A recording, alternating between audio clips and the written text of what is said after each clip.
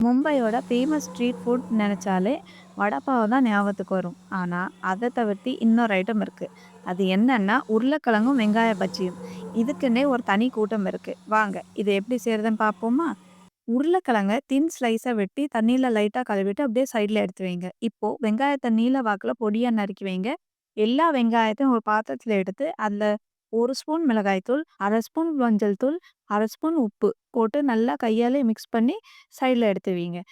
பொரிக்கிற சட்டியில எண்ணெய ஊத்தி சூடு பண்ண வைங்க. இப்போ இன்னொரு பாத்திரத்துல 1 கப் கடலை மாவு, அதுல 1 ஸ்பூன் மிளகாய்த்தூள், 1/2 ஸ்பூன் மஞ்சள் தூள், 1/2 ஸ்பூன் உப்பு எல்லாம் சேர்த்து கலக்கி தேவையான அளவுக்கு தண்ணி ஊத்தி, மாவு ரொம்பவும் கெட்டியாக இருக்கக்கூடாது, தண்ணியாகவும் இருக்கக்கூடாது. ஒரு மீடியமான பதத்துக்கு கலக்கி ரெடியா வைங்க.